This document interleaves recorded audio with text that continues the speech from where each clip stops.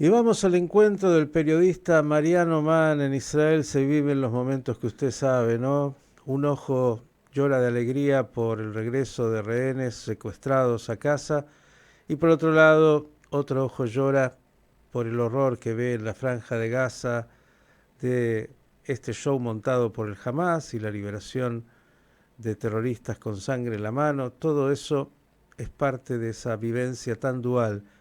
Quien vamos a tener la oportunidad de escuchar es al querido periodista Mariano Mann. Mariano, ¿cómo estás? Buenas tardes para ti. Hola Miguel, ¿cómo están? Bien, y siguiendo y acompañando lo que se está viviendo ahí, ¿cómo lo describirías, Mariano? Bueno, es lo que decías vos recién en la introducción cuando me presentabas a mí, es exactamente eso, con una parte muy, muy alegre y con otra parte muy dolorosa, porque incluso en los momentos de la liberación las escenas son dramáticas, donde los rehenes están expuestos a un nivel de violencia física y psicológica no peor que el que sufrieron en cautiverio, el que estarían sufriendo hasta apenas hace unas horas, con lo que la síntesis es emotivamente dramático. Nada que no se pudiera esperar, Mariano. Por supuesto, pero es como aquel que puede hacer cuando se prepara para un duelo o para algo que es inexorable, pero sin embargo cuando llega a ese momento es muy difícil de lidiar o de poder digerir lo que uno ve en directo, ¿no? Con la impotencia misma que tienen los familiares principalmente y los propios rehenes. Qué buena definición esa que diste, como cuando uno se prepara para el momento de un duelo, pero cuando llega es difícil y distinto porque está ahí. Y la política interna israelí haciendo lo suyo también. ¿Cómo ves esa situación que siempre agrega, yo diría, a la complejidad? Bueno, son también horas difíciles con una coalición que empezó a modificarse su composición, luego de la salida del ministro de Seguridad Interior, del ex ministro de Seguridad Interior, Itamar Ben-Gvir, que dejó junto a su partido Otzma Yehudit el gobierno. Con lo que, bueno, hay mucha presión, tanto ahora de él, de la oposición, siendo parte de la oposición, porque se retiró de la coalición por oponerse al acuerdo firmado con la organización terrorista Hamas, pero por otro lado también está la clásica oposición a Netanyahu, ¿no? Que considera que el acuerdo, si bien era inevitable, presentar este tipo de escenas, ver este tipo de escenas en vivo y en directo es una señal de debilidad o ineficacia del gobierno que comanda Netanyahu.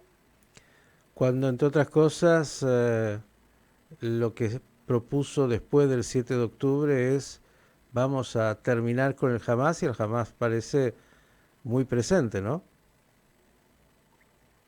Bueno, presente está y la idea de la victoria total sin los rehenes vivos o parte de los rehenes vivos hubiera sido también considerado un fracaso. Es decir, que si hay que hablar de términos de objetivos, los objetivos se han ido cumpliendo parcialmente, pero bueno, como se suele decir en el Río de la Plata, las ideas no se matan, ¿no? Las buenas y las malas, con lo que así no tenga hoy capacidad amenazante para la población israelí. Jamás la herramienta más poderosa es la de la educación en el odio a los judíos, y eso es una apuesta a futuro que puede conducir a enésimos 7 de octubre, con lo que es una figura quizás más simbólica lo de eliminar a Hamas. Lo que se ve en las imágenes es, desde el punto de vista técnico, es un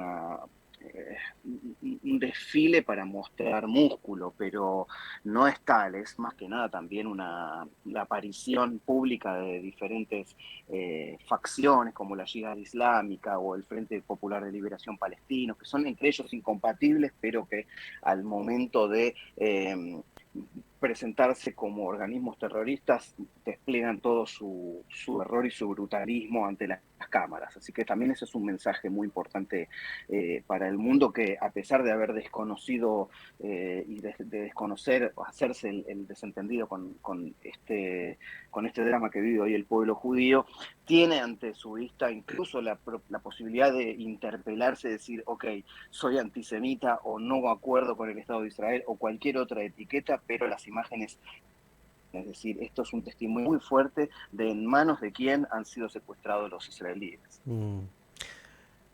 Hace un ratito con un analista hablábamos de las señales de esta época donde el show televisivo y de las redes parece más importante que el contenido, y hay que preguntarse qué producen esas imágenes en general en el mundo, pero es una pregunta abierta y desgraciadamente por ahí las respuestas no son las que uno quisiera. En lo que hace a, han pasado 15 meses largos, um, a la realidad del Medio Oriente más allá de este momento, hay una realidad distinta, y la impronta de la llegada de Trump también marca que pueden haber cambios significativos. ¿Cuál es tu mirada sobre lo que está pasando a nivel regional? Bueno, quizás una de las cosas más importantes y que al no tener injerencia, sí directa, pero no profunda en cuanto a los ataques, es la caída del régimen de Assad y la subida del yihadismo en Siria. Ujú. Esto forma parte de una cadena de hechos que incluso han favorecido la llegada de un acuerdo del cese-fuego, imperfecto, imposible, en 3 etapas, pero esa es un dato no menor porque es frontera con Israel, es el país que permitía todo el tráfico de armas de Irán hacia el Líbano, la eliminación de los líderes de Hamas, la eliminación de los líderes de Hezbollah, el ataque a las defensas aéreas en Irán, como vos decías bien recién, la llegada de Trump al poder. No es casualidad que la primera parte del acuerdo del cese de fuego haya comenzado un día antes de la Asunción, ¿no? El sheriff llegó y mostró su chapa y dijo, bueno, si los rehenes no son liberados, se viene un infierno. Bueno, se llegó a un acuerdo que en principio el mundo lo considerará como se le ocurra, pero para Israel es la prueba vital de que los rehenes están allí vivos en algún número y que no se ha dejado de luchar por ellos, con lo que toda esta cadena de hechos sí reflejan un nuevo desorden en camino a algún tipo de orden, porque también Turquía tiene hoy mucha más injerencia, sobre todo en lo que va a tener que ver con Siria, y por el momento, al ser tan hostil con Israel, habrá que ver si no se convierte también en una nueva o posible amenaza, lo mismo que Egipto, con quien Israel mantiene una paz fría, pero acaba de comprar armamento por $4.000 millones, con lo que si no tiene una amenaza inmediata o si la amenaza es el contrabando de Hamas, hay una pregunta también abierta ahí que hay que prestar mucha atención. Rompecabezas complejos, sin duda, si los hay. Quiero traerte un minuto, Mariano, y agradecerte a la vida más cotidiana. Del análisis político lo hacemos permanentemente y todos están tratando de interpretar qué pasa como si se pudiera.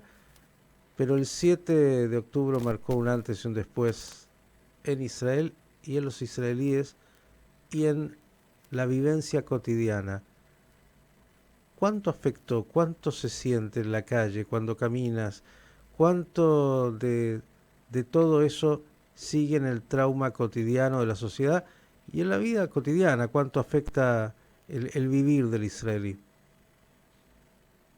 Bueno, son dos cosas que forman parte de lo mismo. Lo primero es la sensación de estar en una especie de limbo que no se ha resuelto desde el 7 de octubre, es permanente, porque cada persona que está haciendo o trata de seguir haciendo su actividad normal en el medio de una guerra con todo este dolor, con todos los muertos que todavía no han sido... no han tenido el duelo merecido por la vorágine de toda esta situación. Están todos los símbolos permanentemente. Están los árboles con cintas amarillas, hay fotos de los secuestrados por todos lados, hay grafitis, hay lemas, gente utilizando la remera, la chapa de los soldados, el pin con el escudito amarillo, con el lazo amarillo. Es decir, que está presente lo mismo en la comunicación, en las obras sociales. Uno entra a una aplicación de taxis y se encuentra con que lo primero que aparece es tal y tal está secuestrado en la Franja de Gaza, lo mismo con los sitios de las obras sociales, con relojes que cuentan los días, los edificios públicos, banderas. Es muy presente, está muy presente todo lo que tiene que ver comunicación para que no nos olvidemos. Eso por un lado.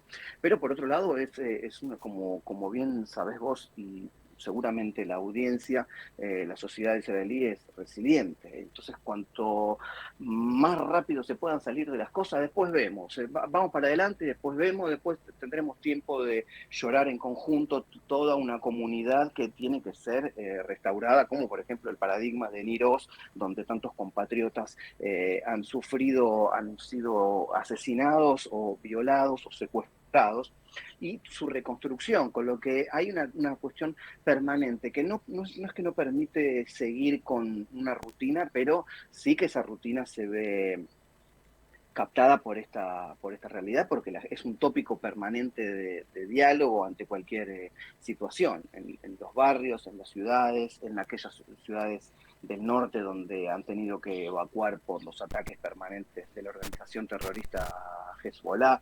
Es decir, que hay una movilización permanente de gente hacia el norte, hacia el sur, colaborando voluntariamente, solidaridad.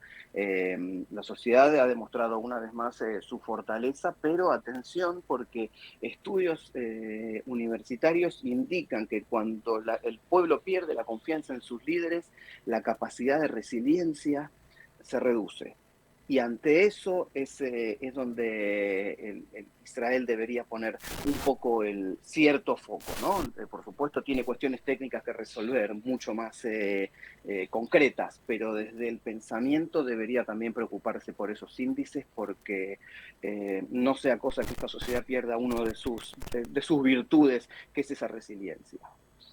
Mariano, como siempre, un lujo escucharte y claro, la herida está abierta y todavía falta mucho, mucho para que se pueda cicatrizar. Lo primero será llegar a ese día en el cual los secuestrados, que son un símbolo de un país secuestrado, pueda de alguna manera regresar, los que están con vida y los que no. Y ahí tal vez comenzar otro momento, pero por el momento esto es lo que hay. Abrazo grande y mejores noticias. Un abrazo para ustedes también. El periodista Mariano Mann, compartiendo lo que es esa vivencia de Israel a 15 meses de ese 7 de octubre.